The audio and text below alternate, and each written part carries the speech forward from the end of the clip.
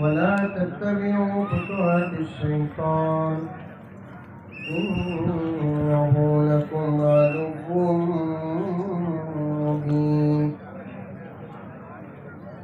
وقال تعالى في مقام آخر: والنجم إذا هوى ما ضل صاحبكم وما غوى وما ينطق عن الهوى إن هو إلا وحي يوحى. صدق الله مولانا العظيم. اللهم صل على سيدنا نبينا مولانا محمد وعلى آل سيدنا نبينا مولانا محمد وبارك وسلم. اللهم صل على محمد بعدد أوراق الأشجار وبعدد أقطار الأمطار وبعدد دواب البرار والبحار وعلى آله وصحبه وبارك وسلم. اللهم صل على محمد كما هو أهله ومستحقه. معزز سامعین کرام، پوری محبت کے ساتھ، شوق کے ساتھ، الفت کے ساتھ، پیار کے ساتھ، ادب کے ساتھ، احترام کے ساتھ، اخلاص کے ساتھ دل کی گہرائی سے ایک مرتبہ درود شریف پڑھ لے.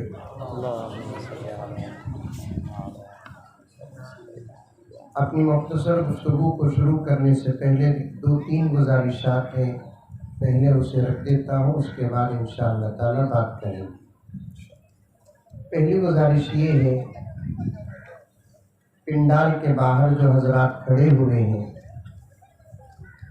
ان سے بڑی محبت کے ساتھ گزارش ہے کہ پنڈال کے اندر کافی جگہ باقی ہے، اندر آ کر جڑ کر جم کر بیٹھیں، اس سے بھی اللہ کی رحمتوں کے فیصلے ہوتے ہیں. جو حضرات پنڈال کے باہر ہیں، اگر وہ میری آواز سنتے ہیں اور سمجھتے ہیں، ان سے گزارش ہے کہ وہ پنڈال کے اندر آ کر بیٹھ جائے، کوئی ایک ساتھی ان لوگوں کو اندر بھیجنے کا انتظام کرے. دوسری گزارش، جن حضرات کے پاس موبائل ہو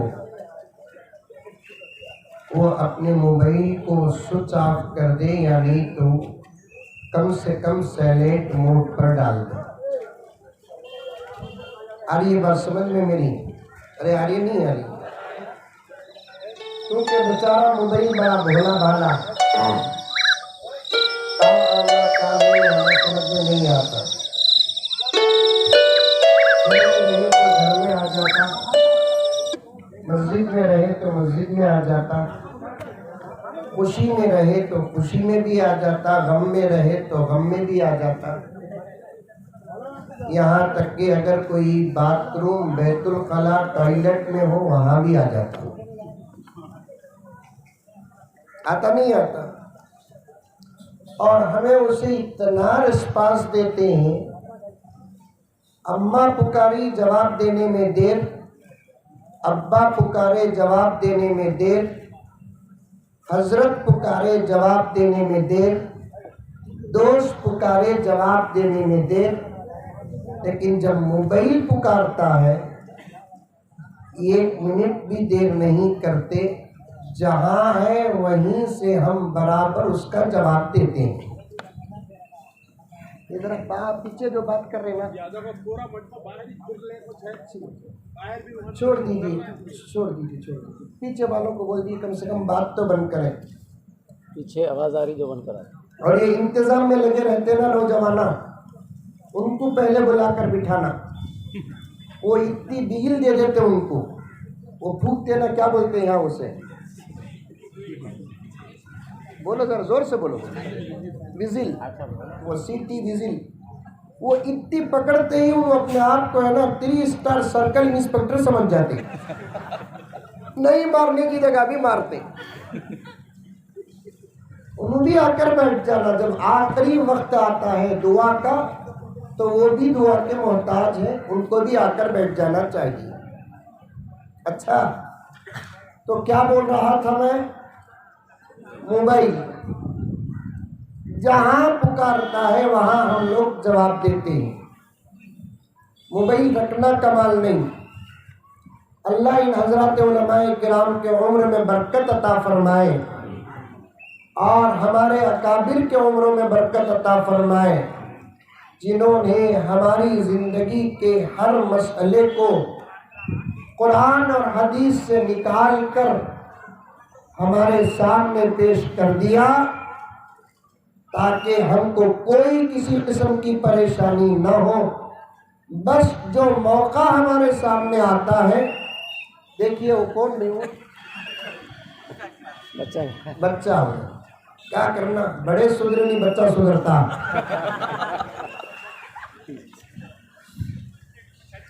تو غرض عرض کر رہا تھا میں آپ کے سامنے, اللہ ہمارے بڑوں کو جزائے خیر عطا فرمائے. بولو آمین, بولو. ہر عنوان کا مسئلہ نکال کر ریڈی رکھے ہیں. ہمارا کام کیا, جب جو حالت ہمارے سامنے آتی ہمیں مسئلہ اٹھانا, عمل کر کے گزر جانا, بس اتنا. قیامت تک آنے والے تمام حالات کے مسائل خدا کی قسم حضرات صحابہ نبی سے لیے, تابعین صحابہ سے لیے, حضرت امام ابو حنیفہ, حضرت امام شافعی, حضرت امام مالک, حضرت امام احمد بن حنبل اور دوسرے فقہا, محدثین, مفسرین, سب مل کر ہماری سہولت کے لیے ہر مسئلے کو تیار کر رکھا ہے. موبائل اب آیا, لیکن موبائل کے آداب آج سے ہزاروں سال پہلے بن گئے. ارے یہ بات سمجھ میں, بیچ میں کہتے بھی بولو سبحان اللہ ماشاء اللہ, کہتے بھی بولو. اچھی بات آ گئی تو کیا بولنا, سبحان اللہ ماشاء اللہ کی. تو تمہیں جگلے کو ہی بول کو مجھے یقین ہونا, نہیں تو کم سے کم انا للہ تو بھی بولو, میں اٹھ جاتا ہوں. موبائل اب آیا, لیکن مسائل ہزاروں سال پہلے بن گئے. مجلس کے بیچ میں کسی قسم کی کوئی شرارت نہ ہو, اپنے موبائلوں کو سائلنٹ موڈ میں ڈال دینا, یہ مجلس کا ادب ہے.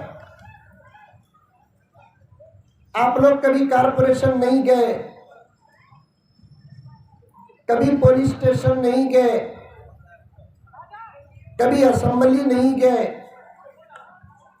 کبھی پارلیمنٹ نہیں گئے. ہمارے بڑوں کے حوالے سے گزارش کرنا چاہتا ہوں کہ اللہ تعالی ہم میں سے ان علماء کرام کو خاص طور پر کارپوریشن, اسمبلی اور پارلیمنٹ پہنچائے. دیکھو آمین کتنا سلو ہے, دیکھو کیونکہ تو تمہیں بھی وہ چاہتے مولوی صاحب کام ہی نہیں جانا. ایک بات سن لو, جب تک کارپوریشن اور اسمبلی اور پارلیمنٹ میں علماء نہیں ہوں گے تب تک یہ ملک سدھرنے والا نہیں ہے. یہ پکی بات ہے, کیونکہ ملک چلانا چائے والے کے ہاتھ میں نہیں, ڈبٹے اور ٹوپی والوں کے ہاتھ میں ہے. میں اس طرف جانا نہیں چاہتا, مجھے حضرت جس عنوان کے تحت بلائے اس عنوان کی طرف آ رہا ہوں. صرف میں موبائل پر بات کر رہا ہوں. اتنے بڑے بڑے جو ہالس ہوتے ہیں, assembly, corporation, parliament, court, police station یا ڈاکٹر کی کیبن, لائر کی کیبن, انجینئر کی کیبن یا کسی اور بڑے آدمی کی کیبن, وہاں جاتے ہیں تو ہم اپنا موبائل آف کرتے ہیں, کہیں بڑے کے سامنے بے ادبی نہ ہو. اور یہ بات کان کھول کر سن لو, خدا کی قسم حقیقت اور عقیدت ہے, ہمارے نزدیک اس وقت ہماری اس دھرتی میں ہمارے علماء سے بڑھ کر کوئی نہیں ہے۔ ایم ایل اے کے سامنے بے ادبی کرو گے، خدا معاف کر دے۔ کونسلر کے سامنے بے ادبی کرو، خدا معاف کر دے، بلکہ فرشتے لکھتے تک نہیں۔ ایم پی کے سامنے گستاخی کر دے، دنیا کا کوئی قانون پڑھ سکتا ہے۔ سی ایم کے سامنے کوئی گستاخی کر دے، کوئی ایکٹ اور کیس پڑھ سکتا ہے، وہ بھی دنیا میں۔ لیکن عالم کے سامنے یا عالم کے سامنے اگر بے ادبی کرو گے نا، آسمان سے ایسا کیس پڑتا ہے، اس کیس کو قرآن نے بیان کیا، ان تحبط اعمالکم وانتم لا تشعرون، تمہارے عمل بیکار ہو جائیں گے، تمہیں پتہ تک نہیں چلے گا۔ جب آپ علماء کا ادب کریں گے، دو فائدے حضرت مجدد ملت تھانوی رحمت اللہ علیہ فرماتے ہیں۔ ابھی تقریر شروع کریا نہیں میں، اچھا، اور میں کب تک تقریر کروں گا یہ ٹینشن بھی لے انہوں کو، ٹائم بھی بول ڈالتا ہوں، منجھے کب بھوک لگتی کی تب بیان بند۔ کیا حضرت اب تمہیں دعا کرنا نہیں، اللہ مزمل صاحب کو بھوک عطا فرما۔ منجھے نیند اور بھوک بہت کم ہے، سمجھ میں آئی بات ہے، نیند بھی جلدی آتی نہیں حضرت، وجہ بھوک بھی زیادہ لگتی نہیں، کیونکہ راستے میں چائے کی پی لے تو نا، اس میں بھوک زیادہ لگتی نہیں۔ لیکن تمہیں دعا بھی کرو نا کو، یہ دعا جلدی قبول بھی ہوتی ہے۔ میرے پاس ایک صاحب آئے مالدار، آ کر بولے حضرت مجھے نیند ہی چاہتی نہیں حضرت، کیا کرنا؟ میں بولا ڈاکٹر کے پاس جاؤ بھی، یہ سب بیماریاں ہمارے پاس لے کر آئے تو ہمیں کیا کریں گے؟ ہمارے پاس گولیاں ہی کیا، دوا ہے کیا؟ دعا ہے ہمارے پاس، لیکن دعا پڑھنے کے لیے بھی میرے شیخ قطب عالم فرماتے ہیں دعا کے لائق بننا ضروری ہے۔ اب بھی دعا کرے یا اب بھی دعا پڑھے اور ابھی ہماری دعا قبول ہو جائے، یہ اللہ کے ہاتھ میں ہے، جب چاہے جس کی چاہے اللہ تعالیٰ دعا قبول کرتا ہے۔ میں بولا ڈاکٹر کے پاس جانا نہیں، گیا حضرت ڈاکٹر کے پاس، دوا دیے حضرت، کھائے کیا؟ ڈاکٹر جو ڈوز دیا، ایک گولی نیند کی کھاؤ گا تو میں 2 کھایا حضرت، پھر بھی نیند نہیں آ رہی ہے۔ میں کروں کیا؟ اب میں کیا بھی اسے وظیفہ دینا دیا، پڑھیا اللہ کا بندہ، نیند نہیں آئی، پھر آئندہ جمعہ آگا، پھر بولے حضرت نیند نہیں، سوچا کیا کرنا؟ میں بولا اللہ کے راستے میں جماعت میں نکل جاؤ جی، 3 دن گیا۔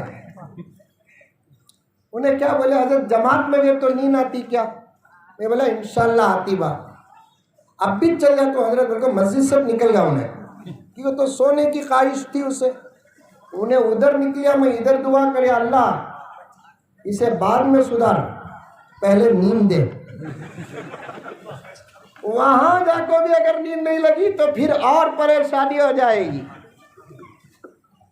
تو ویسا تمہیں دعا نہیں کرنا مزمل صاحب کو بھوک دے بول کر۔ تو غرض میں عرض کر رہا تھا آپ کے سامنے، عالم کا ادب کریں گے، اللہ 2 نعمتیں دیتے ہیں۔ مجدد ملت حضرت شاہ اشرف علی تھانوی رحمت اللہ علیہ فرماتے ہیں عالم کا ادب کریں گے، اگر تمہارے سامنے عالم بیٹھا ہے، ہاتھ باندھ لیے، موبائل سوئچ آف کر لیے، اشاروں سے بات کرے، کوئی بے ادبی نہیں، اسے ڈسٹرب نہیں ہو رہا ہے، اگر آپ یہ اتنا کام کریں گے، حضرت شاہ اشرف علی تھانوی رحمت اللہ علیہ فرماتے ہیں اللہ تعالیٰ 2 نعمتیں دنیا میں ضرور دیں گے اسے۔ ایک نعمت کیا؟ اللہ اسے علم عطا کریں گے۔ دوسری نعمت کیا؟ اگر اسے اس کی عمر میں علم عطا نہ ہوا تو اس کے نسلوں میں اللہ تعالیٰ علماء پیدا فرمائیں گے۔ ادب کرنا ہے، دینی مجلسوں کا ادب، مسجد کا ادب، مدرسے کا ادب، عالم کا ادب، امام کا ادب، مؤذن کا ادب، حافظ کا ادب، یہ سب صحابہ کی شان تھی، جسے دیکھ دیکھ کر نبی خوش ہوتے تھے، اسناد سندیں سرٹیفکیٹ دیتے تھے۔ مجھے معاف فرمائے، آج ہمارے یہ حالات جو آ رہے ہیں نا، ان حالات کے اسباب میں سے ایک سبب کیا ہے کہ ہم کھڑ کر پیشاب کرنے والے کا ادب کرتے ہیں، پیشاب کر کے پانی تو دور کی بات ڈھیلا تک نہیں لیتا، اس کا ادب کرتے ہیں۔ اگر ادب نہیں کرتے تو اس کا نہیں کرتے جس کو آقا نے فرمایا یہ میرا وارث ہے، یہ میرا وارث ہے۔ عالم انبیاء کا وارث، عالم میرے نبی حضرت محمد مصطفیٰ صلی اللہ علیہ وسلم کا وارث۔ ان کا ادب آج نہیں۔ میرے والد حضرت زکریا صاحب رحمۃ اللہ علیہ فرماتے، عالم کے سامنے ٹوپی کے بغیر آنا بھی بے ادبی، ٹوپی کے بغیر۔ آج تو ڈر ہو رہا ہے، کام پیانٹا نکال کو آتے ان کی بول کر۔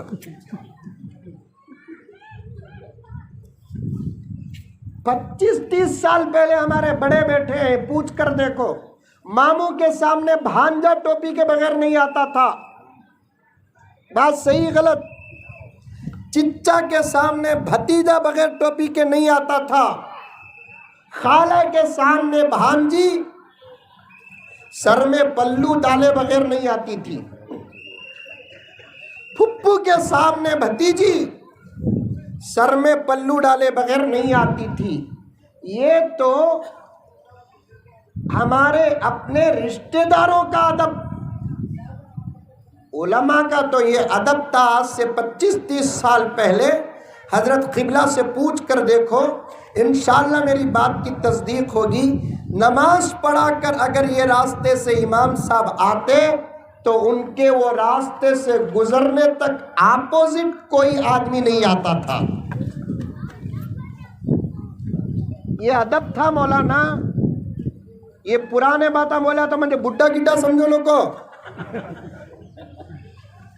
ابھی میں جوان ہوں الحمدللہ۔ یہ ادب تھا۔ آج کیا حال ہے؟ بے نمازی بھی 2 ویلر میں جاتا ہے، امام کو دیکھ کر ابھی ذرا زور سے ہارن مارتا ہے، نہیں ہے؟ امام کے سامنے ایکسیلیٹر زیادہ دے کر گزر جاتا۔ علماء کی بے ادبی سے، علماء کی توہین سے بچو، گستاخی سے بچو۔ آج عہد کر لو، یہاں تک کہ کتابوں میں لکھا ہے عالم کے سامنے زور سے بات نہیں کرنا۔ آ رہی ہے بات سمجھ میں؟ منڈی تو بھی ہلاؤ با، آ رہی ہے؟ موٹی موٹی اردو بنا کو پیش کر رہا ہوں، اس سے موٹی منجے آتی نہیں۔ عالم کی آواز سے بڑھ کر کسی کی آواز نہ ہو، یہ عنوان میرا نہیں، آپ کو صرف ادب سکھا رہا ہوں۔ غیروں کے سامنے اپنے علماء کا ادب ایسے پیش کرو کہ غیر دیکھتے رہ جائے، غیر دیکھتے رہ جائے۔ آج غیر علماء کا ادب کر رہے ہیں، اپنے علماء کا ادب نہیں کرتے۔ ساری دنیا میں ایک ٹینشن ہے، وہ ٹینشن کا نام ہے کرونا۔ کیا گاؤں کا نام؟ یہ میلہ چرو میں کرونا آیا، یہ کھیڑے کو بھی آیا۔ पूछना नहीं तू चाइना से यहाँ कहीं को आया बोल को, कहाँ भी आया नहीं, खामखा हमें डरे सो। समझ में आई बात है। एक एक की अपनी अपनी अलग अलग तहकीक है। ये कोई कुरान की बात नहीं कि इख्तिलाफ मैं ना करूं, ये कोई हदीस की बात है कि मैं इख्तिलाफ ना करूं। ये एक हालत की बात है, इसमें किसी का कुछ ख्याल, किसी का कुछ ख्याल, मेरा भी एक ख्याल। क्या ये बीमारी दुनिया में है च नहीं, मेरा अपना ख्याल भी ज़रूरी नहीं।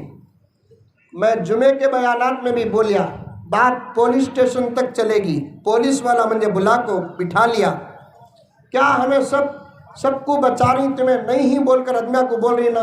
अब मैं क्या करूं, उससे बहस करा तो अंदर डालता हूं ना, वहाँ है ना अक्ल इस्तेमाल कर को बाहर आना। मैं बोला साहब है कि नहीं है कि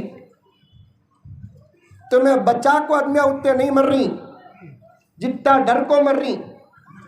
मैं नहीं है बोलकर कई को बोल रूँ मालूम, आदमियाँ मर जा रही साहब डर को, उसके वास्ते तसल्ली दे रूँ सो, उन्हें भी खुश होगा, बराबर बोल रही सो तुम्हें। मौली साहब से कौन तुम्हें टक्कर लिया, अल्लाह के फजल करम से अच्छी मुसीबतों में घुसकर बाहर निकलकर आने का हुनर अल्लाह ताला मौली साहब को दिया है। समझ में आई बातें, जर्रा हम ना आगे बढ़ाओ। एक मौली साहब को एक आदमी बौड़ी बेचा कहते, बौली क्या बोलते हैं, पानी रहता ना उसे क्या बोलते हैं, बौड़ी बौली क्या की एक बेचा, कितने को, 2000 रुपये को। 8 दिन के बाद मौली साहब को फोन कराया, कहाँ ही मौलाना, मैं जहाँ पहले हूँ वहाँ छू, मस्जिद छोड़ को कहाँ जातू, नहीं मौलाना तुम्हें दुनिया को बोलती हराम खानों को बोल को, पियोनों को बोलकर तुम्हें पी ले को ही ना, क्या भी करया, मैं तुम ना बौलित ना बेचिया, अंदर का पानी बेचिया। मौली साहब सोचे ओ इन्हें मोदी अंकल का पोतरा दिख रहा है,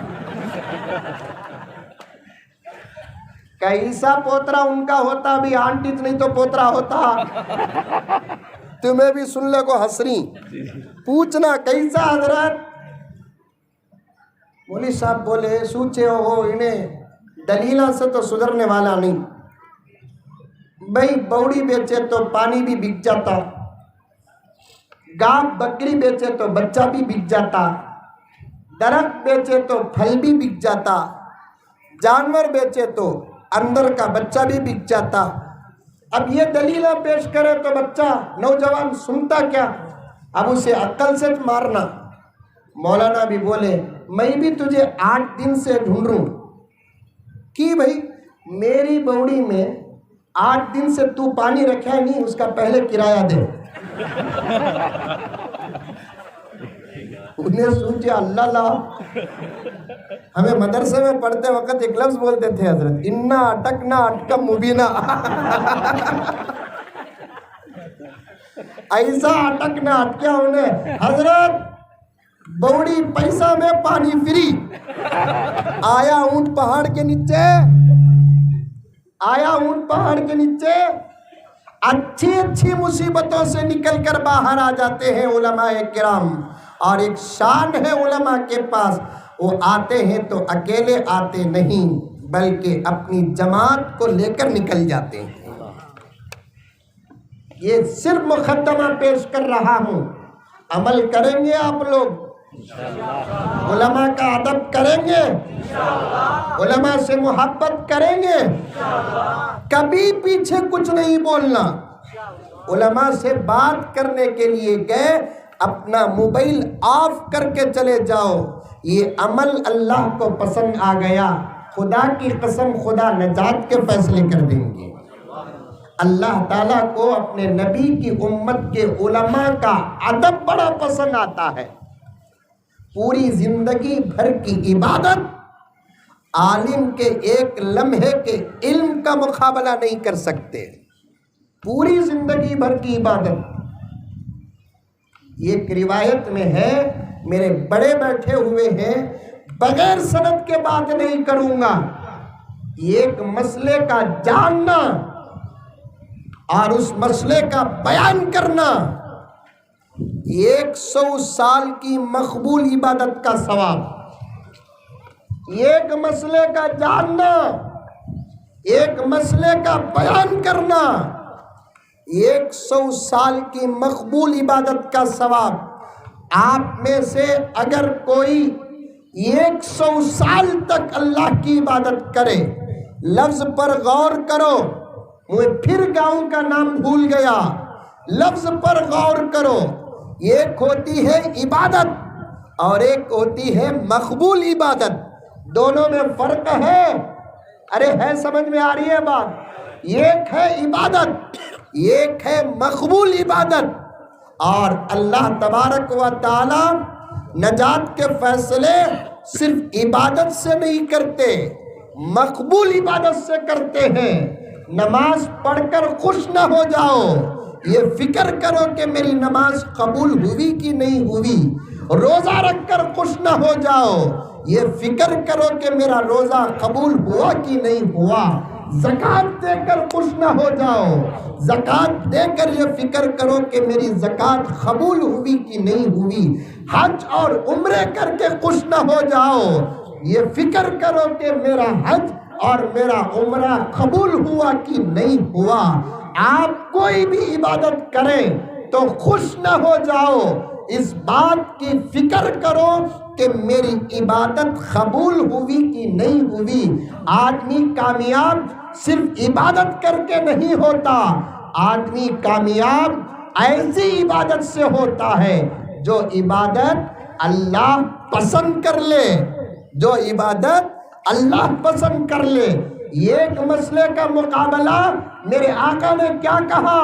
100 سال تک اگر کوئی میری امت کا عام مسلمان عبادت کرے اور اس کی 100 سال کی عبادت اللہ قبول کر لے اور اس کے بدلے میں اللہ تبارک و تعالی اسے جو اجر عطا فرماتے ہیں، خدا کی قسم ان علماء کے ایک مسئلے کا پڑھ کر اس کا بیان کرنے پر اللہ اس سے زیادہ اجر عطا فرماتے ہیں.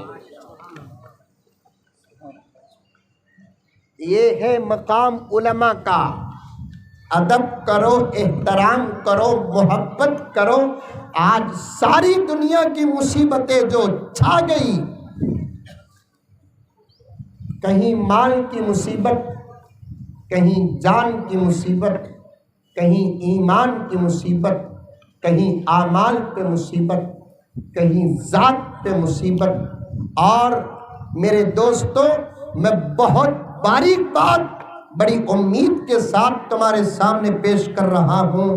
ساری دنیا میں جتنی قسم کے مذاہب ہیں، تحقیق کرنے والوں نے تحقیق کر کے کہا 400 سے زیادہ دنیا کے اندر مذاہب ہیں. مذاہب بولے تو قومیں، ریلیجن، مذہباں. سمجھ میں آیا؟ مذہب کا تو کیا؟ مسلمان ایک مذہب، اسلام ایک مذہب، ہندوازم ایک مذہب، عیسائیت ایک مذہب، یہودیت ایک مذہب، سکھ ایک مذہب، دلت ایک الگ مذہب. ساری دنیا کے اندر 400 سے زیادہ مذاہب ہیں. میں بڑے ہی وثیقے کے ساتھ یہ بات کہتا ہوں کہ 400 سے زیادہ دنیا کے اندر مذہبوں میں سب سے زیادہ اگر کوئی پریشان ہے تو اس وقت کون پریشان ہے؟ مسلمان پریشان ہے. کون پریشان؟ زور سے بولو. کون مسلمان؟ بنگلور میں ہی نہ انو. ہمیں الحمدللہ پریشان ہی کی نہیں ہی. آپ کے گاؤں میں کوئی بھی پریشان نہیں کی نہیں کا تو بولو میں بنگلور چھوڑا کو یہاں آ جاتا ہوں. کیا حضرت ہمیں بھی سکون کے تلاش میں چھینسو. سکون کسے نکو؟ تم نہ بھی ہونا، ہم نہ بھی ہونا، امیر کو بھی ہونا، غریب کو بھی ہونا، سب کو ہونا سکون. اگر تمہارے گاؤں میں پریشانی نہیں بولے تو بول ڈالو میں بنگلور سے बीवी बच्चा को बुला लेकर आ जा तू, उन्हें आती के तो बुला लेगा तो, नहीं तो छोड़ा लगा कोई यहाँ एक बना ले तू। क्या हजरत, क्या गलत कर रहा हूँ क्या? आती का तो आन दो, नहीं का तो अल्लाह का फजल है, रस्ते दिया नहीं दिया हमने। हाँ, सुकून सुकून। सारी दुनिया में सबसे ज्यादा परेशान कौन? मुसलमान। कभी सोचे आप बैठकर, हमें अल्लाह को मानते, रसूलुल्लाह को मानते, क़यामत पर हमारा ईमान, खबर पर हमारा ईमान, 5 वक़्त न सही 1-2 वक़्त तो नमाज पढ़ लेते, फिर भी हमें क्यों परेशान है? मेरे शेख कुतुब आलम ने एक जगह पर इरशाद फरमाया, जो अल्लाह को मानते नहीं, अल्लाह उन पर एक नजरे रहमत भी नहीं डालते। उन्हों क्या भी कर लें दो, अल्लाह को कोई परवाह नहीं। शराब पीन दो, परवाह नहीं। जिना करें दो, परवाह नहीं। झूठ बोलें दो, परवाह नहीं। चोरी करें दो, परवाह नहीं। मर्डर करें दो, परवाह नहीं। कपड़े पहनने दो, परवाह नहीं। कपड़े उतारें दो, परवाह नहीं। अल्लाह ताला हमसे मोहब्बत करते हैं, हमारे आमाल की खुदा को परवाह है। एक मिसाल देता हूं, समझो। दुनिया की तमाम कौमें बाहर के, हमें अंदर के। और ये बात समझ में? अरे आ रही है नहीं आ रही है भाई? किसे किसे आ रही है? हाथ उठाओ। माशाल्लाह माशाल्लाह, बड़े समझदार ही आप लोग। पूरा यही है, पूरा माशाल्लाह, पूरे समझदार है। एक लतीफ़ा सुनो। बाज लोग मौली साहब को देखो जलते, तुम्हें नहीं बा, तुम्हारे सूरत बता नहीं, बहुत मोहब्बत करते ही बोल कर। बात जगह जलते, वो जलने वालों में एक आदमी सोचा करते, ये मौली साहब इतना खुश कैसा रहते हैं, इनको इतनी इज्जत कैसा मिलती, क्या है इनके अंदर? सोचा सोचा सोचा सोचा, नतीजे में क्या उतरा मालूम? ओहो, इनके कपड़े ऐसे ही जिसकी वजह से हर कोई इनसे प्यार मोहब्बत करता। एक दिन मौलवी साहब के पास आको बोलिया, कहते मौलाना मैं विजयवाड़ा जा रहा हूँ, तुम्हारा एक जोड़ा दो, पहनने को जाको आको दे दल। मौलवी साहब भी उठा को दिए, पहन लिया, चलेगा। जो गांव को गया, वो गांव में मौलवी साहब नहीं। ये कपड़े वाले को देखते ही पूरा गांव खुश होगा। अब सलामा, मुसाफे, दावता, मौलाना आगे, मौलाना आगे, मौलाना आगे। दिन भर देखो खलाको, रात में मौलवी साहब को, डुप्लीकेट मौलवी साहब को कुर्सी में बिठा दल को बोले मौलाना बयान करो। अब इसे बयान का बाब ही नहीं मालूम। अब इन्हें बोलिया मुझे आता नहीं का, तो कैसे मौलवी साहब बोलेंगे? मैं मौलवी साहब नहीं का को बोल को बोलिया, सुबह से जितना दिया मार को निकालते हैं। सोचा सोचा क्या करना, खैर अल्लाह बड़ा है। बैठ गया। बिस्मिल्लाह तो आता मुसलमान को, औज़ुबिल्लाह तो आता मुसलमान को। अब भी बोल रहा हूँ, तकरीर शुरू नहीं करिया। बुखारी शरीफ का ख़त्म का जलसा है। मैं कुछ बातें इंशाअल्लाह ताला उस किताब से ताल्लुक़ रखने वाली जो मेरे और आपके लायक हैं, वो बातें पेश करूँगा। वरना ये किताब पढ़ना, पढ़ाना, इसकी बारीकियाँ, निकाते, सनद, मतन, ये तमाम बातें तो इन उलमा से ताल्लुक़ रखते हैं। बस निस्बत में आकर बैठ गए हम लोग। इतना तो आता मुसलमान को, औज़ुबिल्लाह बिस्मिल्लाह, आता नहीं आता। अब बैठ गया, बिस्मिल्लाहिर्रहमानिर्रहीम, खुश हो गए लोग। بھائیوں بزرگوں دوستوں، میں کیا کہنا چاہتا ہوں آپ کو معلوم؟ پورا مجمع نہیں، جب معلوم نہیں تو بول کر کیا فائدہ؟ اٹھ گا پورا مجمع پریشان، کیا رے حضرت کو ناراض کر ڈالے نا ہمیں۔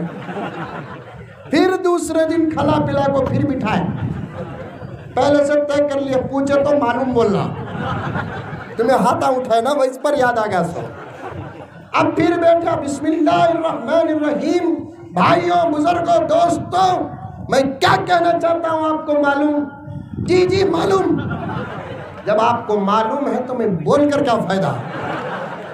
اور کیا رہے معلوم کا تو بھی ناراض ہو گئے حضرت، نہیں معلوم کا تو بھی ناراض ہو گئے۔ خیر چھوڑنا نہیں، مولانا کا بیان سنے بغیر مولانا کو چھوڑنا نہیں۔ پھر رات کو سلا کو، دن بھر کھلا کو، پھر کرسی ملا کو بٹھا دے لے۔ اب انہیں بھی بچ کو نکلنے کی کوشش کر رہا ہے، ہو رہا نہیں، پھر بٹھا دے لے۔ اب ہے نا گاؤں میں مشورہ ہوگا، آدھے لوگاں بولنا معلوم، آدھے لوگاں بولنا نہیں معلوم۔ اب انہیں بیٹھا، بسم اللہ الرحمن الرحیم۔ بھائیوں بزرگوں دوستوں، میں کیا کہنا چاہتا ہوں آپ کو معلوم ہے؟ ادھر سے آواز آئی معلوم معلوم حضرت، ادھر سے آواز آئی معلوم نہیں حضرت۔ تو پھر انہیں بولیا تمہیں سب ان لگان سے معلوم کر لو، تمہیں سب ان لگان سے ویسا جواب منجے نہیں دینا۔ دنیا کی تمام قومیں باہر کے، سمجھو یہ میری اپنی باتیں نہیں، بطور خاص یہ دو بزرگوں کے خیالات کو میں اپنی زبان سے پیش کر رہا ہوں، ان کی توجہات، کیونکہ بڑے لوگ جو ہوتے نہیں وہ دوسروں تک کوئی چیز دے کر بھیجتے ہیں تو یہ بھیجنے کے لیے میرا انتخاب کرے، انہی کے خیالات اور انہی کا درد، انہی کی فکریں ہیں جو وہ دیے تو میں تم تک پہنچا رہا ہوں۔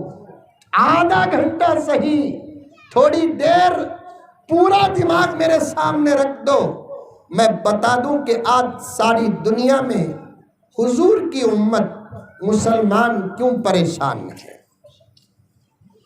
دنیا کی تمام قومیں باہر کے، مسلمان اندر کے، اور آپ جانتے ہیں اندر والوں کی غلطی سے جتنی تکلیف ہوتی باہر والوں کی غلطی سے، مثال سمجھو، جوتا معلوم، جوتا معلوم نہیں معلوم؟ ارے بولتے نہیں کہ جوتا سے مار تو بولتے نہیں، وہ جوتا جوتا پہنتے ہیں، جوتے کا نیچے کا حصہ راستے میں سے گزرتا پہن لے کر ہمیں جاتے ہیں، کتنے کانٹے بیچ میں آتے ہیں، کتنے کنکر رہتے ہیں، کتنے پتھر رہتے ہیں، لیکن پہننے والے کو تکلیف ہوتی، اتنے کانٹے، اتنے پتھر، اتنے کنکر، پہننے والے کو ذرہ بھی تکلیف نہیں، گزر جاتا، کیونکہ باہر سے نقصان پہنچانے والے فرق نہیں پڑتا۔ اس کے برخلاف جوتے کے اندر ایک چھوٹا سا کنکر اتنا آگا، پہننے کے باوجود چل سکتے، کیوں؟ اندر والوں سے جب نقصان پہنچتا ہے نا بڑی تکلیف ہوتی ہے، چاہے وہ نقصان چھوٹا ہی کیوں نہ ہو۔ اللہ کو یہودیوں کی پرواہ نہیں، اللہ کو عیسائیوں کی پرواہ نہیں، اللہ کو پتھر کی پوجا کرنے والوں کی پرواہ نہیں، اللہ کو گائے اور جانور کی پرستش کرنے والوں کی کوئی پرواہ نہیں۔ اللہ کو پرواہ ہے میری، اللہ کو پرواہ ہے آپ کی، اس کا نام لینے والوں کی، اس کے حبیب حضرت محمد مصطفیٰ صلی اللہ علیہ وسلم کا کلمہ پڑھنے والوں کی پرواہ ہے۔ آج مسلمان پریشان کیوں؟ دوسرے شراب پی رہے ہیں، دوسرے زنا کر رہے ہیں، دوسرے چوری کر رہے ہیں، دوسرے قتل و غارت گیری کر رہے ہیں، وہ سکون سے ہیں، اور مسلمان مسلمان کیوں پریشان ہے؟ اس لیے پریشان ہے کہ اسے بتایا گیا، جیسا کہ میں حضرت والا کا خطاب کا ایک جملہ کمرے کے اندر داخل ہوتے ہوئے سنا۔ حضرت والا نے فرمایا، اللہ تبارک و تعالیٰ نے بتایا کہ تمہاری جنت تمہارے مرنے کے بعد ہے، دنیا تمہاری جنت نہیں ہے۔ یہاں عمل کرو، وہاں پھل پاؤ، یہاں بیج بوؤ، وہاں فصل کاٹو، یہاں سر جھکاؤ، وہاں سر اٹھاؤ، یہاں میرے ہو جاؤ، وہاں جنت میں تمہاری تمہارے والے کر دوں گا۔ یہاں تم میرے ہو جاؤ، وہاں میں تمہارا ہو جاؤں گا۔ یہاں تم آرام سے رہ کر مجھے بھول گئے، میرے حبیب کو بھول گئے، میرے قرآن کو بھول گئے، میرے حبیب کے فرمان اور احادیث کو بھول گئے، غیروں کے سامنے تم کو ذلیل کر دوں گا، یہودیوں کے سامنے تم کو ذلیل کر دوں گا، عیسائیوں کے سامنے تم کو ذلیل کر دوں گا، پتھر کی پوجا کرنے والوں کے سامنے تم کو ذلیل کر دوں گا۔ میری پردے میں بیٹھی ہوئی کثیر تعداد میں میری مائیں اور بہنیں، دوسری قوم کی عورتیں کپڑے اتار کر باہر نکلے، میرے رب کو کوئی پرواہ نہیں۔ اگر تمہارے سر سے پلو بھی کھس جاتا ہے، میرے رب کے جلال کو جوش آ جاتا ہے۔ دوسری قوم کی عورتیں کپڑے اتار دیں، میرے رب کو کوئی پرواہ نہیں۔ تم محمد کی امت میں ہو، تم عائشہ کی بیٹی ہو، تم فاطمہ کی بیٹی ہو، تم اسلام کی مایا ناز بیٹیاں ہو، تمہارے کپڑے اترنا تو دور کی بات، تمہارے سر سے پلو گرتا ہے۔ زمانے کو تمہارا مقام خدا نے بتا دیا، مارے شرم کے سورج بھی طلوع نہ ہوا۔ آج کرونا تمہارے نقاب کو بتانے کے لیے آیا، اس کے پازیٹیو اور نیگیٹو پہلوز ہیں۔ میں مولانا ہدایت علی صاحب کے حوالے سے کہوں، آج کرونا تمہارے چہرے کے نقاب کی اہمیت کو بتانے کے لیے آیا۔ جب ساری دنیا تمہارے چہرے سے نقاب کھینچ رہی تھی اور ساری دنیا تمہارے چہرے کے نقاب پر انگلیاں اٹھا رہی تھی، ساری دنیا جب تم اپنا چہرہ چھپا کر اپنے باپ، اپنے شوہر، اپنے بھائی، اپنے بیٹے اور اپنے بڑوں کی امانت کی حفاظت کر رہی تھی، تمہارے سامنے طرح طرح کی باتیں آئی، اور ہماری ماں اور بہنوں میں سے تو بعض ان کی میٹھی اور چکنی چپٹی باتوں کو قبول کر کے اپنے چہروں سے نقاب اتارا، یہاں تک کہ سائنس نے کہہ دیا کہ اگر ناک پر کپڑا ڈال دو گے کیسے ہوا جائے گی؟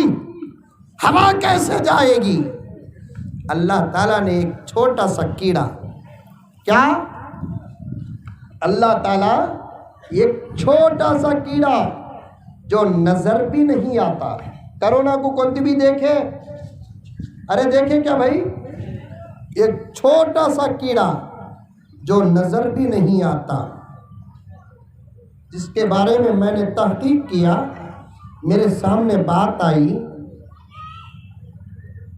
وہ کیڑا اتنا چھوٹا ہے جس کی تصویر کو 4 لاکھ گنا زیادہ کریں گے تب جا کر اس کی نظر آنے والی تصویر بنتی ہے۔ وہ کیڑا اتنا چھوٹا ہے کہ اگر اس کی تصویر کو 4 لاکھ گنا زیادہ کر کے اگر تصویر بنائیں گے تب جا کر وہ تصویر نظر آنے کے لائق بنتی ہے۔ اتنا چھوٹا کیڑا ساری دنیا کو کیسے ہلا کر رکھ دیا؟ ہاں، اتنا چھوٹا کیڑا ساری دنیا کو کیسے ہلا کر رکھ دیا؟ یقیناً اللہ تعالیٰ کی عجیب و غریب فوج ہے۔ جسے سمجھنے والے ہی سمجھ سکتے ہیں. جیسے ہم نے بچپن میں سنا تھا خدا کی لاٹھی میں آواز نہیں ہوتی. خدا کی لاٹھی میں آواز پست ہے، پھر بھی 4 مصرے پڑھتا ہوں سنو. خدا کا یہ لشکر ہے، یہ فوج، خدا کی فوج. فیرانی آج کو بس اللہ جانتا ہے. بولو ماشاءاللہ سبحان اللہ. فرعونی آج کو بس اللہ جانتا ہے، طوفان کی موج کو بس اللہ جانتا ہے. بولو رے با کہتی بولو. نہیں سمجھے تو بھی ذرا زور سے بولو نا. کوسا پیسے پوچھ رہوں میں تمہارے سے؟ خالی سبحان اللہ بولو بولے تو بول رہی نہیں نا. پیسے ڈالو بولے تو رنگے تم لگا.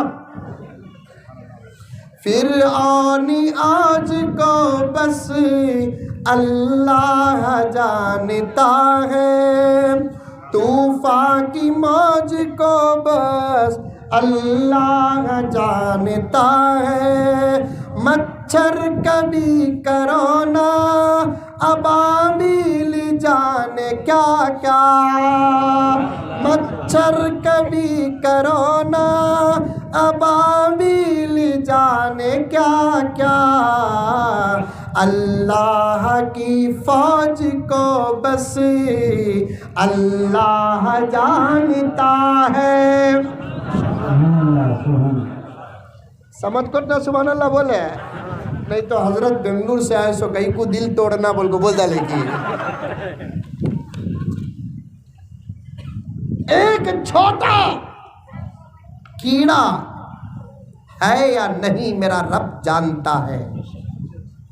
اسے 4 لاکھ گنا زیادہ کر کے فوٹو پکڑے تو تب دیکھنے کے لائق فوٹو بنتی ہے. ایسا کیڑا ساری دنیا کو ہلا کر رکھا کہ نہیں رکھا. جو ہماری قوم کی عورتوں کو ہمیں نقاب پہنائے تو ان کے پیٹوں میں درد تھا کہ نہیں تھا.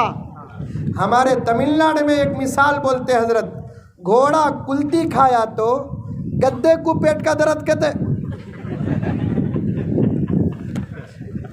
پرانے زمانے کے مثال آئے واقعیتاً 4 گھنٹے بول سکتے حضرت. گھوڑا کلتی کھایا تو گدے کو پیٹ کا درد. ہماری عورتوں کو ہمیں نقاب پہنائے، ان کی اماں کو پہنائے. ہمارے بیٹیوں کو ہمیں نقاب پہنائے، ان کی بیٹیوں کو پہنائے. ہمارے بہنوں کو ہمیں نقاب پہنائے، ان کی بہنوں کو پہنائے. ہماری اپنی ماں اور بہنوں کو بیٹیوں کو جب نقاب پہنائے. ماں میری بہن تمہیں سن رہی کی سو رہی کی آئی ڈونٹ نو کی کہتو. عورتاں یہ سب بیانات میں پردے کا بڑا فائدہ اٹھاتے ہیں، دیکھنے والا کون بھی نہیں. ہمیں یہاں امید سے بیان کرتے ہیں سنتی رنگی بول کر، انہیں وہاں سنا لے کو رہتی کی کہتو. عورتوں کا خاموش بیٹھنا خود بہت بڑی کرامت. مردوں کی کرامت کیا؟ ہوا میں اڑنا، پانی میں چلنا، چاقو چبا لینا. یہاں سب ہی نہیں کرامت ہوا. محرم میں دیکھنا، ایک نماز نہیں پڑھا سو آدمی بھی محرم میں ہے نا چاقو چبا لیتا. کیا میں اللہ کا بہت بڑا ولی. یہ مردوں کی کرامت سمجھتے. عورتوں کی کرامت ہوا میں اڑنا، پانی میں چلنا، چاقو چبانا نہیں. آدھا گھنٹہ کو سیتی بھی عورت خاموش بیٹھی تو سمجھ جانا رابعہ بصریہ کی نواسی. منہ اس کا بند ہوتا چرئی. سمجھ میں آئی بات؟ میرے شیخ قطب عالم فرماتے ہیں ایک اگر انہیں اپنا منہ بند کر لی بولو 1000 مسئلے گھر کے بغیر تعویذ کے ختم ہو جائیں گے. بغیر تعویذ کے ایک منہ بند ہوگا تو اس کا منہ بند ہوتا تو نہیں، مسئلے ختم ہوتے نہیں. اس لیے میں کہتا ہوں میری مائیں اور بہنیں تم غور سے سنو. تمہارے نقابوں کا جواب تھا کرونا، تمہاری حیا کا جواب تھا کرونا، تمہارے شرم کا جواب تھا کرونا. تھوڑا بہت عمل کر کے اللہ تعالیٰ آج بھی ہماری عزتوں کو باقی رکھے ہیں. اگر امت 100% عمل میں آ گئی پھر ساری دنیا کا حال کیا ہوگا؟ میری مائیں تم سنور جاؤ، سارا عالم بدل جائے گا. سدھار کا راز ہو تم، اصلاح کی راز ہو تم. جس دور میں تمہاری نمازیں، تمہارے روزے، تمہاری تلاوت، تمہاری شرم، تمہاری حیا، تمہارا تقوی، تمہاری طہارت، تمہاری امانت، یہ سب تھا. اس دور میں بچے کون تھے معلوم؟ امام بخاری، امام مسلم، امام ترمذی، امام ابن ماجہ، ابو حنیفہ، امام شافعی، امام مالک، صلاح الدین ایوبی، ٹیپو سلطان، سفیان ثوری، بایزید بستامی، حبیب عجمی، داؤد طائی، سفیان ابن عیینہ. یہ تھے جب تم اللہ کی نیک تھی. آج حضرت نے جو کتاب سامنے رکھے نا بخاری سے نہیں وہ، ہاں دیکھو ذرا غور سے دیکھو کون سی کتاب وہ. بھائی پانی بانٹنے والے ذرا بیٹا کربلا کا میدان نہیں رہے بابا، یہ بیٹھ جاؤ، چھوڑ دو. ذرا ہو کر ڈسٹرب نہیں کرنا. بات کیا بھی نہیں ہے. میں پانی پیے بغیر بولنے کو ہوں، تمہیں پانی کے بغیر سن نہیں سکتے. وہاں رکھ دو، بیٹھ جاؤ، اینک والے صاحب بیٹھ جاؤ، بیٹھ جاؤ، تمہیں آؤ ادھر، آؤ اٹھ کو، وہاں سے اٹھ جاؤ. آؤ بھی ادھر، آؤ بھی جا کو مودی جی کو پلاؤ دیو بول. جاؤ بیٹا جاؤ، گلاس چھوڑ دو، جاؤ. آپ چلے آپ جہاں سے. عرض کر رہا تھا کتاب دیکھو، کیا نام اس کا؟ ہاں اچھا چلو بخاری چ رکھ لیں گے. کب تو بھی تم لگان دیکھے یہ کتاب کھول کو. ہاں پڑھنا یہ سیکنڈ اسٹیج. کیا حضرت؟ جی پڑھنا سیکنڈ اسٹیج. اس میں کیا ہے معلوم؟ میرے نبی کے زبان سے نکلے ہوئے باتیں. اگر سچی محبت اللہ کے رسول کی ہمارے سینے میں ہوتی تو ہمیں حضور کی ہر چیز کو پانے کی کوشش کرتے. کتاب کھول کر ان کالے کالے حروف کو دیکھ کر یہ سوچتے کہ یہ وہ حروف ہیں جو جمع ہو کر میرے نبی کے زبان سے نکلے. حضرت جانتے ہیں ہمارے بڑے حضرت شاہ ابو سعود صاحب رحمۃ اللہ علیہ، جن کے 4 فرزندان، حضرت شاہ اشرف علی صاحب رحمۃ اللہ علیہ، حضرت شاہ ولی اللہ صاحب رحمۃ اللہ علیہ، حضرت شاہ امداد اللہ صاحب رحمۃ اللہ علیہ، اور حضرت مولانا لطف اللہ صاحب رحمۃ اللہ علیہ. آپ بھی جانتے ہوں گے. ایک مرتبہ حضرت مولانا ولی اللہ صاحب رحمۃ اللہ علیہ کے ساتھ مجھے عمرہ کرنے کا شرف ملا. میں الگ گیا تھا، حضرت آئے تھے. جب ہم لوگ مدینے میں حاضر ہوئے پتہ چلا کہ حضرت ولی اللہ صاحب دامت برکہ رحمۃ اللہ علیہ آئے ہیں. چونکہ ہمارے اپنے بڑے ہیں، کئی قسم کی نسبتیں میری حضرت سے جڑتی ہے، تو میں سیدھے حضرت تک پہنچ گیا. حضرت کے ساتھ زیارت کو جاتے آتے. حضرت ایسے بڑے عاشق رسول تھے، کرسی ڈکلتے ہم لوگ. حضرت موٹے تازے تھے، ویل چیئر شاگردان اور متوسلین حضرت کے ساتھ رہتے، مدینے میں نماز کے بعد زیارت کر کے پھر نکل کر کمرے کو آتے، کبھی ادھر سے لے کر چلو با، کبھی ادھر سے لے کر چلو با، ایسا بولتے، لے کر جاتے، خریدتے تو نہیں کوئی چیز، لیکن گزرتے ہوئے حضرت روتے ہوئے کہتے، مولوی صاحب اللہ کے رسول یہاں سے بھی گزرے رہیں گے نہیں؟ یہ سوچتے روتے، اللہ کے رسول یہاں سے بھی گزرے رہیں گے نہیں، یہ سوچتے روتے۔ اسے بولتے محبت۔ کبھی ہم نے یہ کتاب دیکھی، بخاری بخاری بخاری، مجھے معاف فرمائے اختلاف کا دور نہیں ہے، لیکن پھر بھی میں بولنے پر مجبور ہوں۔ بعض لوگ تو پورا دین بخاری سمجھ بیٹھے ہیں، وہ لوگ بھی اب تک بخاری کھول کو نہیں دیکھے۔ اٹھے تو بخاری کی بات کرنے والے، بیٹھے تو بخاری کی بات کرنے والے، سوئے تو بخاری کی بات کرنے والے، کھائے تو بخاری کی بات کرنے والے، وہ لوگ بھی اب تک بخاری دل توڑ لے انہوں کو جگانے آیا ہوں، دل توڑنے نہیں۔ یہ کتاب کا درجہ قرآن کے بعد کا، ہماری حالت، میں تو ایک پاگل ہوں جو تم سے یہ پوچھا کہ یہ کتاب کھولے کیا۔ مجھے تو یہ پوچھنا تھا، جس کتاب کے نہ کھولنے اور کھولنے کا سوال ہوگا وہ ہم میں سے کتنے اب تک کھول رہے ہیں، یہ جواب دو۔ کون سی کتاب وہ؟ قرآن۔ بخاری نہیں کھولے کل قیامت میں اللہ نہیں پوچھتے، قرآن نہیں کھولے تو پوچھیں گے نہیں پوچھیں گے، بخاری نہیں پڑھا، اتنا بڑا مجمع سوائے علماء کے کوئی نہیں پڑھے، اللہ پوچھے گا کل قیامت میں بخاری شریف پڑھے کہ نہیں پڑھے، لیکن قرآن پڑھے کہ نہیں پڑھے پوچھیں گا کہ نہیں پوچھیں گا اللہ تعالیٰ۔ اس سوال سے کون باہر ہے ذرا ہاتھ اٹھاؤ۔ اس سوال سے وہی باہر ہے جو قرآن پڑھتا ہے، نہ پڑھ کر بھی یہ سوال سے باہر ہونے کا سوال پیدا نہیں ہوتا۔ مسلمانوں، ہم تو قرآن برابر نہیں اٹھائے، بخاری کہاں اٹھائیں گے؟ قرآن برابر نہیں اٹھائے، مسلم کہاں اٹھائیں گے؟ قرآن برابر نہیں اٹھائے، صحاح ستہ کہاں اٹھائیں گے؟ مردوں کا یہ حال تو عورتوں کا اس سے بڑا حال۔ کیا گاؤں کا نام مولوی صاحب؟ یہ میلت چرو میں شادی ہوتی؟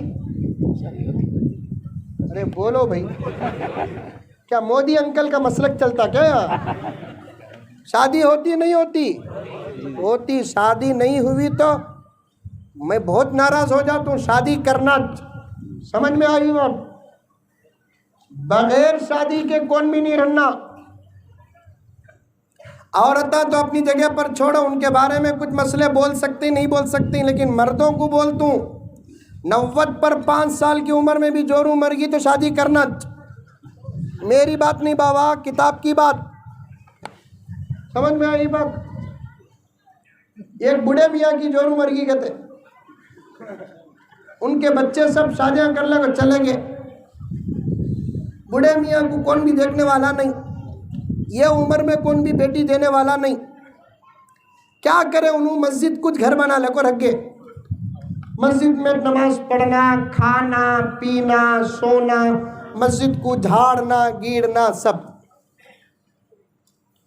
ایک آدمی دیکھا کیا رہی ہے ماموں گھر چھوڑا ان کو مسجد میں آگی نا کی ماموں جوروں مرگی، بچے چلے گئے باں، بیٹیاں مرداں کے ساتھ چلے گئے، بیٹے جورواں کے ساتھ چلے گئے، کون بھی دیکھنے والے نہیں۔ پھرا پٹی کیا ہوئی؟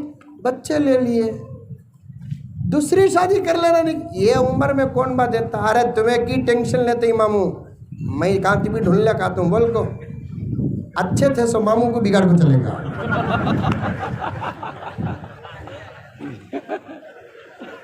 جیسے ہی شادی کا آفر دیے ماموں کا حال ہی بدل گیا، رات میں سوئے تو خوابہ،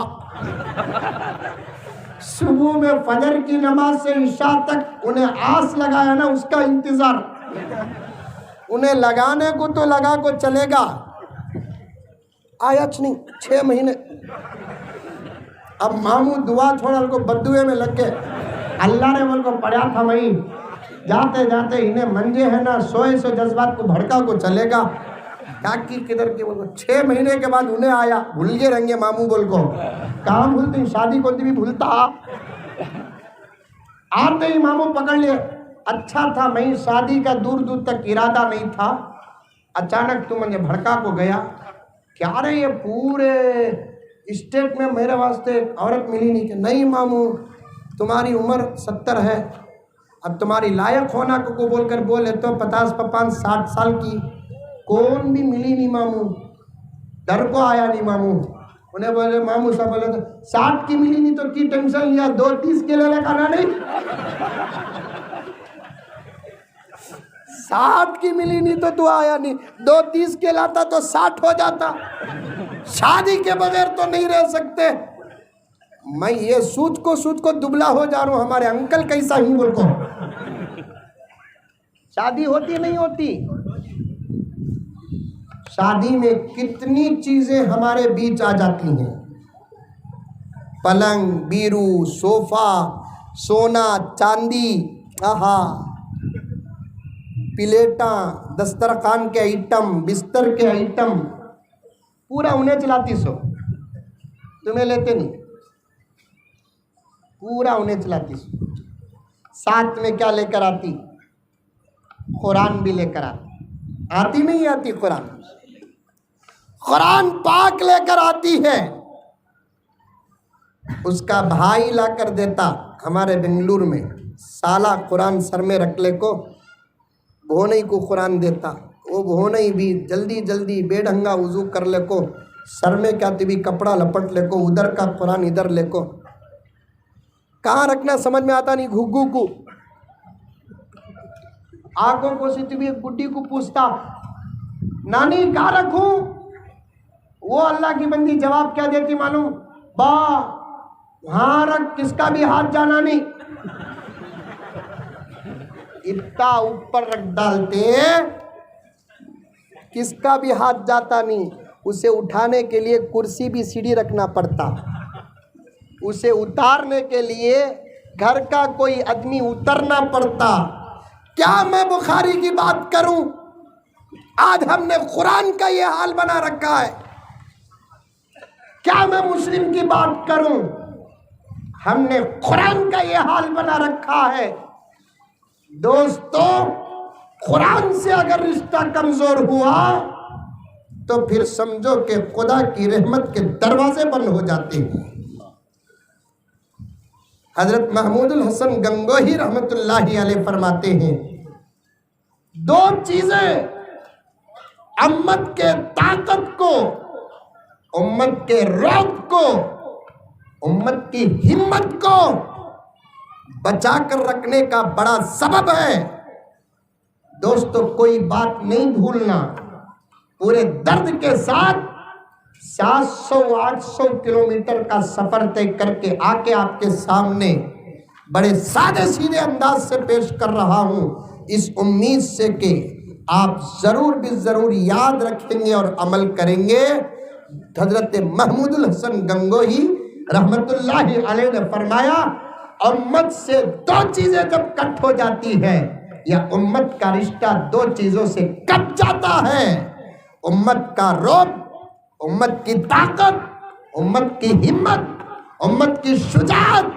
امت کی للکار سب ختم ہو کے رہ جاتی ہے وہ 2 چیزیں نوجوانوں تم بطور خاص نوٹ کر لینا ایک ہے قرآن کی تلاوت دوسرا آپس کا اتحاد یہ 2 چیزیں جب ختم ہوتی ہے ساری دنیا سے امت کا رعب ختم ہو جاتا ہے آج یہ 2 چیزیں ہیں یا نہیں ہیں مجھے جواب دینے کی ضرورت نہیں آپ کو حساب کرنے کی سخت ضرورت ہے وقت زیادہ ہو گیا میں اپنے مضمون کی طرف جا نہ سکا صرف اتنا کہہ دیتا ہوں آپ کے سامنے کہ یہ کتاب کا نام میرے اور آپ کے نزدیک بخاری شریف ہے اور آج اس کتاب کو مکمل کرنے والی کون ہماری بیٹیاں امت کی بیٹیاں ہماری بھانجیاں ہماری بھتیجیاں یہ شان ہے یہ ناز ہے میں ان بچیوں سے کہنا چاہتا ہوں اور علم میں آگے بڑھو اور علم میں آگے بڑھو علم کسی کے باپ کی جاگیر نہیں کوئی تقسیم نہیں کر سکتا کہ یہ کتاب صرف مرد پڑھے عورت نہ پڑھے، یہ علم صرف مردوں کا ہے عورتوں کا نہیں ہے۔ علم کی تقسیم نہیں، علم مردوں کے لیے بھی علم عورتوں کے لیے بھی۔ العلم فریضۃ علی کل مسلم و مسلمہ کے بارے میں علماء کا اختلاف ہے، لیکن اگر مسلم بھی کہہ دیا جائے تب بھی عورتیں ماتحت داخل ہو جاتی ہے۔ یہ علماء کا گرامر ہے، جیسا کہ مفسرین نے فرمایا یا ایھا الذین آمنوا کتب علیکم الصیام، مردوں سے خطاب ہے، روزہ رکھو۔ کیا عورتوں پر روزہ معاف ہے؟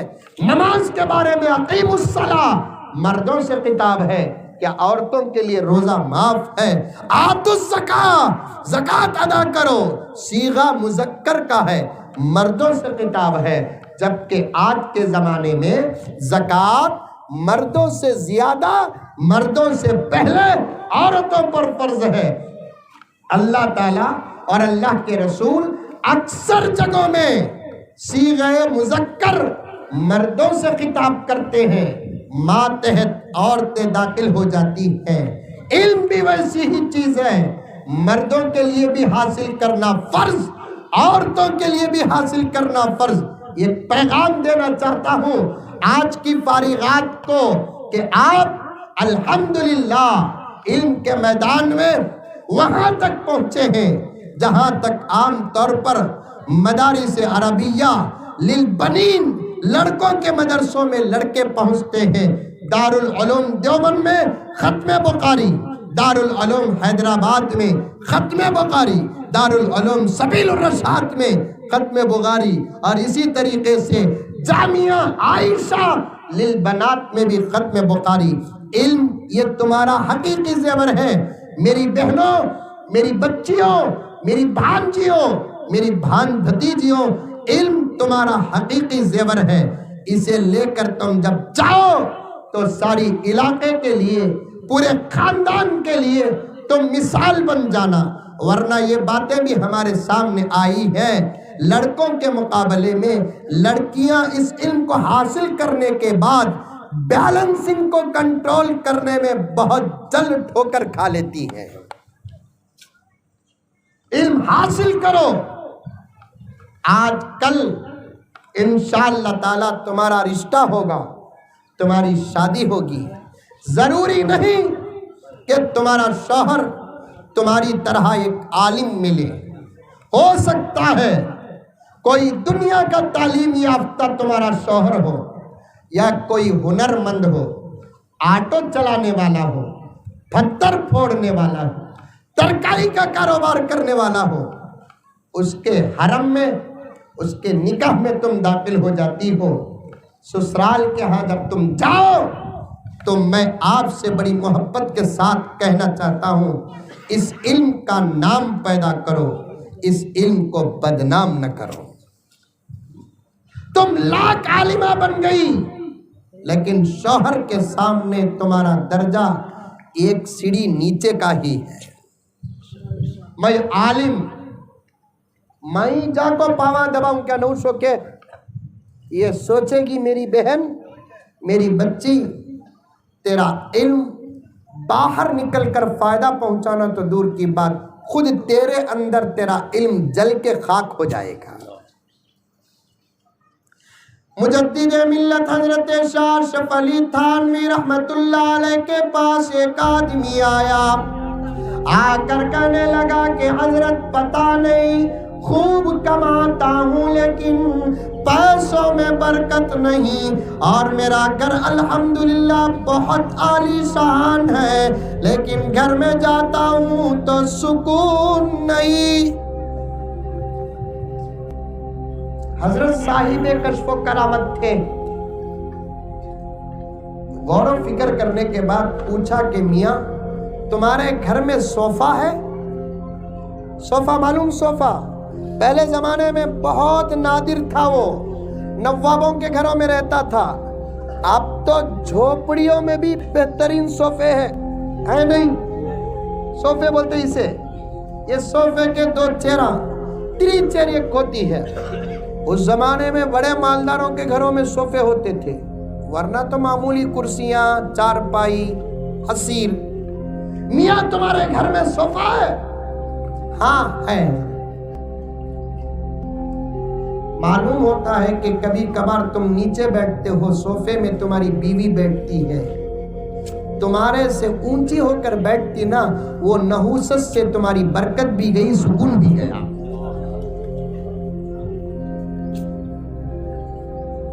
ہمارے معاشرے میں تو، ماحول میں تو عورتیں تو، معافی چاہتا ہوں بتا رہا ہوں، ایسے بیٹھتے ہیں شوہر کے ساتھ، پانی پوچھنے کی ہمت نہیں. پانی پوچھیا تو الٹا انہیں بولتی یہ گلاس تمہیں پی لگو، منجے گلاس لے لگاؤ.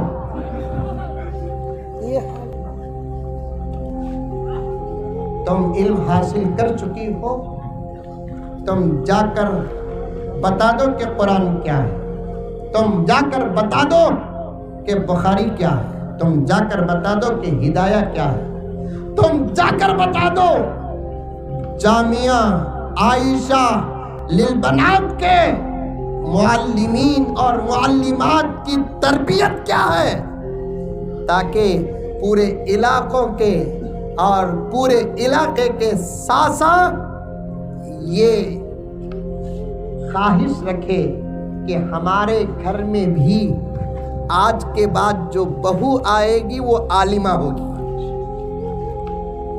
ایک چھوٹا واقعہ تازہ بول کر اپنی بات ادھوری ختم کر دیتا ہوں.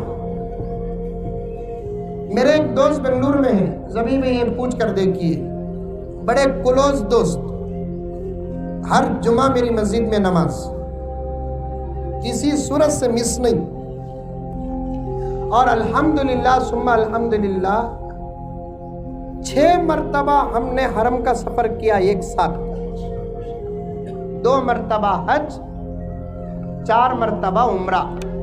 اللہ کے فضل و کرم سے اللہ آپ کو بھی نصیب فرمائے. انہوں میرے ساتھ 6 مرتبہ رہے، لیکن 6 مرتبہ حرم کا سفر کر کو بھی چہرہ پسل بنڈا. ایسا پسلنا تو دور کی بات، ایسا بھی پسل رہا ہے. ہمارے ابا زکریا صاحب رحمۃ اللہ علیہ کی موٹی موٹی باتاں رے، بارش نہیں سو جگہ میں ہلکی بارش پڑی تو گھاس آ جاتی، تو زمزم سے وضو کر کو داڑھی ہی نہیں نہ رہے. والد صاحب کے جملے حضرت تھی. زمزم اس میں وصیت الگ، مرگا تو میرے منہ میں زمزم کے قطرے ڈالو تاکہ فرشتے پوچھنا نہیں سوال. زمزم مکے کا رکھو منہ میں یا مدینے کا کھجور رکھو، قبر میں جواب دینا سو دینا. سمجھ میں آئی بات ہے؟ تبرک الگ چیز ہے، محبت الگ چیز ہے، عقیدہ الگ چیز ہے. میں ان مسئلوں پر جاتا نہیں، آپ کے اپنے شہر کے علماء اکابر جو کہتے ہیں وہی صحیح ہے، میں مداخلت نہیں کرتا، لیکن خبر کا جواب تو دینا. 6 مرتبہ سفر کر کو بھی داڑھی نہیں. اچانک 3-4 مہینے نہیں آیا ہماری مسجد کو. میں ذرا ڈاؤٹ بھی کرا کہاں چلے گے کینوں، کہاں ایک جمعہ نہیں چھوڑنے والا اچانک 3-4 مہینے نہیں آئے. بولے تو 3-4 مہینے کے بعد جب آئے، مولانا قسم اللہ کی کھا کر کہہ رہا ہوں، آپ کی داڑھی چھوٹی، اتنی بڑی داڑھی، پھیٹا لپٹنا تو نہیں آتا. بہرحال کیف مجتہد، جیسے آیا ویسے ہی لپٹنا پھیٹا، وہ سنت ہے. ذرا ہم لوگ بنا کر لیتے ہیں، یہ بھی جائز ہے، ورنہ جیسے آئے ویسے لپٹ لینا. اور میرے پیغمبر کے لیے یہی تو تھا، جیسے چاہے ویسے رہتے تھے. اللہ کے رسول سارے عالم میں حسن چھایا ہوا تھا. چاند تارے ہی کیا دیکھتے رہ گئے، یہ ارض و سما دیکھتے رہ گئے. پڑھ کے جبریل سورہ والضحا، پڑھ کے جبریل سورہ والضحا، سورت مصطفیٰ دیکھتے رہ گئے۔ ایسا خوبصورت چہرہ۔ اب انہوں بھی وہ ہمارے دوست سادہ سیدھا امامہ بنے، بہرحال بنے۔ اس کے بعد حضرت کے ہاتھ میں جو رومال ہے نہیں لال، وہ رومال بھی اوڑھ لگا کچھ جمعے میں ملاقات کرے 3-4 مہینے کے بعد پورا بدل گئے، لباس بدل گا، چہرے میں گھنی داڑھی۔ فارغات بچیاں اور میری بہنیں بیٹھی ہیں تو ان سے کہنا چاہتا ہوں اگر تم اصلاح کے میدان میں اتر گئی تو ہماری تقریروں کی ضرورت نہیں پڑے گی۔ تمہیں دعوت دو اپنے شوہروں کو داڑھی کی، تمہیں اپنے شوہروں کو بار بار پوچھو قرآن پڑھے کیا جی نہیں پڑھے، یہ کام کرو، آؤ میں تم نہ نورانی قاعدے سے پڑھاتا ہوں۔ کمرہ بند کر لیا تو ساری دنیا اندھیری، کون دیکھتا؟ دیکھا تو بھی کیا فرق پڑتا، دیکھا تو بھی کیا فرق پڑتا؟ کیا تاریخ میں عورتوں نے مردوں کو نہیں پڑھایا؟ اگر نہ پڑھاتی عورتیں تو دین ہمارے پاس کامل پہنچتا۔ حضرت عائشہ کے شاگردان کتنے بڑے بڑے اکابر فقہا بنے، حفصہ کے شاگردان کتنے بڑے بڑے اکابر فقہا بنے۔ اللہ اکبر، یہ عنوان ہی کچھ اور ہے۔ نہیں آتا قرآن تمہارے گھر کی عورتیں پڑھ کر رہے تو پڑھو ان کے پاس، کوئی شرم نہیں۔ الف با تا سا، کیا شرم؟ اگے تگے اری تری کا تو شرم نہیں آتی، الف با تا بولے تو شرم آتی کہتے، کیا بھی شرم نہیں۔ اب اتنی بڑی داڑھی، پھیٹا، جھبا، لال رومال۔ جمعے کے بعد ہماری مسجد میں مجلس ہوتی ہے، حالات، فیصلے، آپ کو السلام علیکم حضرت پر کو مصافحہ کرے، پہچانے کیا حضرت کے منجے؟ میں پہچان لیا، چپ کے بولیا جبرائیل کے بھائی نہیں؟ نہیں حضرت میں تمہارا دوست۔ میں بولا ہمیں جب قرآن اللہ کے فضل و کرم سے نہیں بھولتے تو چہرے کہاں بھولیں گے؟ خیر، کیا حاجی صاحب پورا بدل گئے نا؟ کس کا بیان حاجی صاحب، کس کی تقریر، کون شیخ، کون مربی؟ حضرت وہ سب چھوڑو حضرت، آج دوپہر کا کھانا تمہیں ہمارے ساتھ کھانا۔ اب مولوی صاحب دعوت چھوڑ دی، چھوڑ دی دعوت؟ ارے نہیں چھوڑتے گا تو کیا شرم کی بات، کیا سنت پر عمل کر رہی سو؟ دیکھو دیکھو آئے نہیں تو تب پوچھو۔ اب انہوں اچھی زبردست کار والے تھے، آئے بلا لے کو گئے۔ کبھی کبھی اڑپ جھڑپ میں ان کی بیوی آ کر سلام تو کر کے جاتی تھی، اب گھر کے اندر داخل ہوا تو وہ بھی ختم، پورا بدلیا ہوا ہے۔ اب مالداروں کے گھروں کی پہچان کیا، گھر میں داخل ہوتی کہ نہیں کی اتنی بڑی ٹی وی بھی غائب۔ میں تو ٹینشن میں آ گا، پھر پوچھے حاجی صاحب کہاں؟ حاجی صاحب بھابھی اندر ہی حضرت سلام بول رہی۔ ارے کب تو بھی آ کو اڑپ چھڑپ میں سلام کر کو جانے والی اندر سے سلام بھیجی، بولے تو ہمیں ناراض تو نہیں ہونا، تعجب تو ہوتا۔ ہاں حاجی صاحب ٹی وی، ارے چھوڑو نا حضرت بعد میں بول تم کھاؤ کہ اما جب پہلے بولے بھوک بہت کم لگتی سو، لگی تو کم نہیں لگتی زیادہ لگتی سو، بیٹھ کو ٹینشن میں کھا لیا۔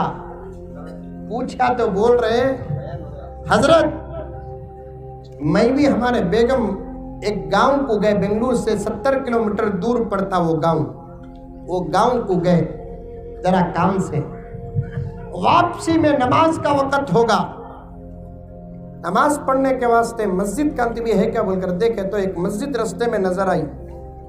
میں جا کو کار کھڑایا، بیگم کو بولیا نماز کو جا کر آتا ہوں۔ بیوی بولی میں بھی پڑھتا ہوں جی نماز، دیکھ تو میں جگہ ہے، دیکھ تو میں۔ اب جا کر موزن صاحب کو پوچھے، موزن صاحب ہمارے گھر والے بھی نماز پڑھنا کرتے، جگہ ہے کیا؟ موزن صاحب بولے ہمارے گھر میں بھیج ڈالو، ہمارے گھر بالکل بازو نماز پڑھ لیتے۔ गौर से सुनना, आखिरी 5 मिनट में बात खत्म। खुश हो गया देखो तुम लगा।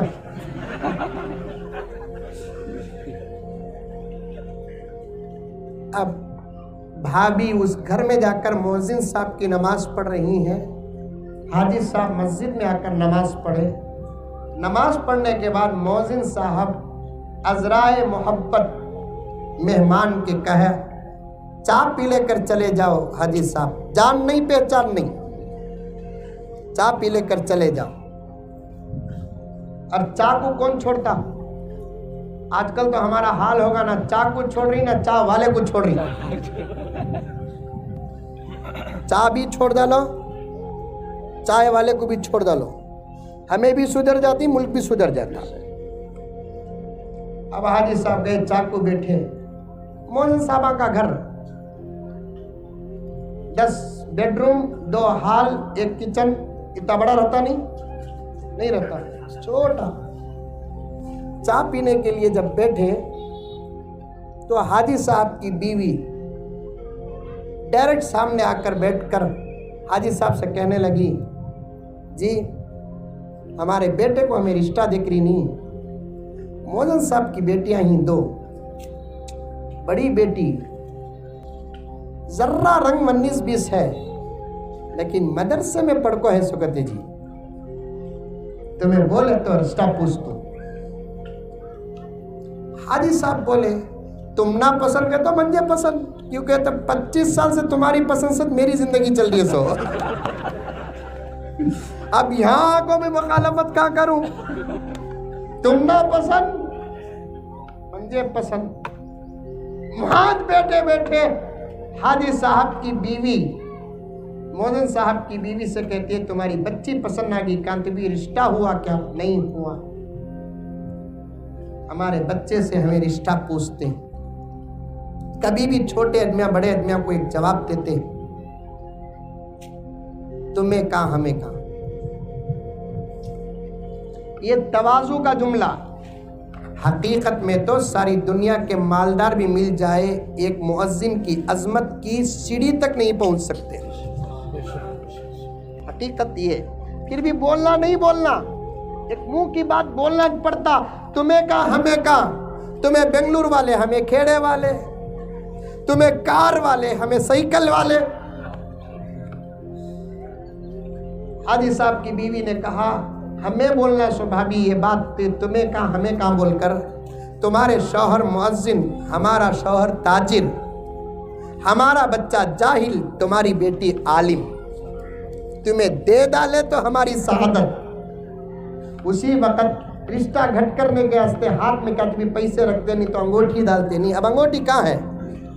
हाथ में पैसे रख डाल को फौरन हमें 2 दिन में आते हैं बोलकर आको 2 दिन के अंदर रिश्ता पक्का कर डाल को 15 दिन के अंदर शादी हुई अल्हम्दुलिल्लाह। डबल तरीके से निके में वलीमा, आलिमा बच्ची इसे बोलते। आलिमा बच्ची अगर घर को आ गई तो उसके इल्म के नूर से घर कैसे बदलता मालूम? 100 उलमा की तकरीर वो काम नहीं करती जो घर की एक औरत की मेहनत काम करती है। एक औरत की मेहनत। वो बच्ची निकाह कर को हमें वलीमा गिलीमा कर को लेकर आए हजरत। रात को 12:30 थे। मेरा बेटा कमरे के अंदर गया, खाली इतना सुनो, ज्यादा डीप जाओ को। कमरे के अंदर गया, अचानक बाहर आया, हमें डर गए। ठीक है, तो रत्ती काली पीली हुई तो हम लगा जरा नाराज हो जाते ना, रंग ले को क्या करना, धो को पीना क्या। दिल देखो, दिल। आकर बच्चा बोलिया, अब्बा तुम्हें भी नमाज पढ़े नहीं, मैं भी नमाज पढ़े। निकाह की रात अंदर पलंग में जाते कि निकी सलाम कलाम, और लंबा वाकया है, एक एक चीज नोट करता सो मैं, चुपके नहीं। नमाज, उसके बाद हजरत मेरी बहू घर के अंदर ऐसी मेहनत करी, ऐसी मेहनत करी, ऐसी खिदमत करी, ऐसी दावत दी हजरत। میں طارق جمیل صاحب کا بیان سنیا اور اکابر کا بیان سنیا، تمہارا تو سایہ بن کر رہا حضرت، لیکن جب دعوت میری بہو سے آئی عمل کیے بغیر چارہ نہیں رہا۔ یہ داڑھی میری عالمہ بہو کی دعوت کا نتیجہ ہے، یہ لباس عالمہ بہو کی دعوت کا نتیجہ ہے۔ ٹوپی نہ پہننے والا سر آج امامے سے آراستہ ہے تو یہ عالمہ بہو کی دعوت و تبلیغ کا نتیجہ ہے۔ آج میری بہو، میری بیوی ایک ہلکی سی جھلک سہی تمہارے سامنے آ کر سلام کرتی تھی، آج اس پر بھی قدغن لگا ہے، پابندی لگی ہے، تو یہ تربیت بڑوں سے چھوٹوں کو نہیں، چھوٹوں سے بڑوں تک پہنچی ہے۔ حضرت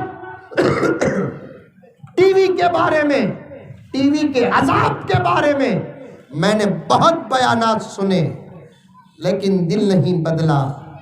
جب میری بہو میری خدمت کرتے کرتے قرآن اور حدیث کے حوالے دے کر چھوٹی موٹی پیاری باتیں جو میرے دماغ میں گھسنے کے لائق تھی، تو میں نے ٹی وی نکال کر بیچا نہیں، میں نے ٹی وی نکال کر توڑا حضرت، تاکہ یہ ٹی وی بیچنے کے بعد بھی دوسروں کو دیکھنے کا سبب نہ بنے۔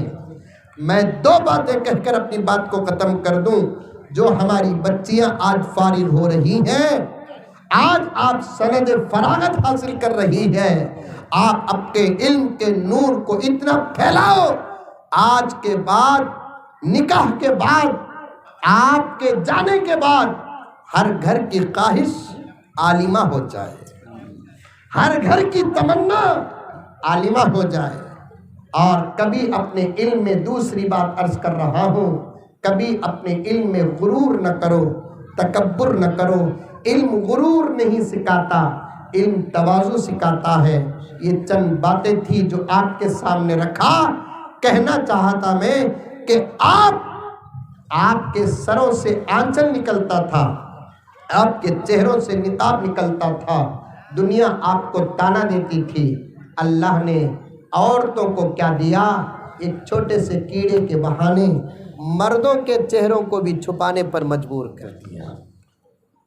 اللہ کے ہو جاؤ، رسول اللہ کے ہو جاؤ، علم کا ادب کرو، علماء کا ادب کرو، اپنے بچوں کو پڑھاؤ، انشاءاللہ تعالی جیسے پہلے ہمارے بڑے کامیاب ہوئے ویسے ہم بھی کامیاب ہوں گے۔ اللہ مجھے اور آپ کو سب کو عمل کرنے کی توفیق عطا فرمائے، آمین ثم آمین۔ وآخر دعوانا ان الحمد للہ رب العالمین۔